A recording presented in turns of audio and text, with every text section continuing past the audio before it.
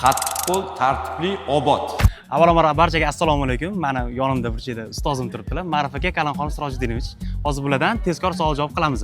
Ustoz, ushbu texnikumda necha yildan beri direktor sifatida ish faoliyat yuritasiz? 20 yildan ortiq. Maktab bitiruvchilariga nega asosan shu texnikumni tanlashadi? Sababi bu yerda hayotiy kasb beriladi va hayotiy kasb deganda mana elektromontor kasbi, payvandlash kasbi, tikuvchilik kasbi, avtomobil texnik xizmat ko'rsatish kasbi, santexnika kasbi, sotuvchi kasbi. Bu hozirgi kunda jamiyatda talab bor kasb. Shuning uchun bu ta'lim muassasasidan faqat o'qiyman, zo'r mutaxassis bo'laman degan yoshlar kelishadi. Ushbu texnikumning boshqa ta'limdan ustun tomonlari nimada?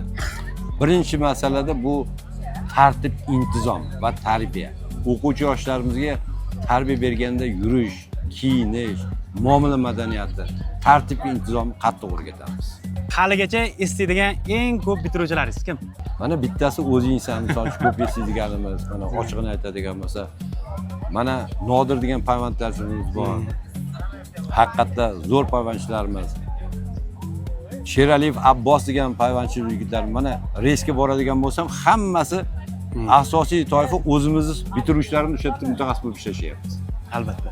Shu yillar davomida sizni eng ko'p faxrlantirgan kunlar qaysi bo'ldi? Eng ko'p faxrlantiradigan mana shu qilgan mehnatining natijasini ko'rish. Mana bu ta'lim olib 2 yil oldin kelgan o'quvchilarni mutaxassis deb chiqarib, bularga qo'liga 7 kunlik mutaxassis diplomini berib chiqarish bu eng faxrli kunlardan bittasi. Bugungi yoshlar muvaffaqiyatga erishish uchun 3 ta so'z ayting. Tarbiya, harakat, maqsad. Bitiruvchilarga samimiy tilaklaringiz. Birinchi galda ota-onasini qilgan mehnatini yuzaga chiqarish.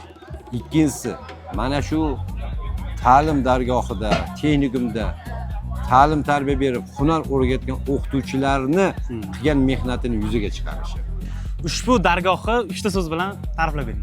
Qattiqqo'l, tartibli, obod.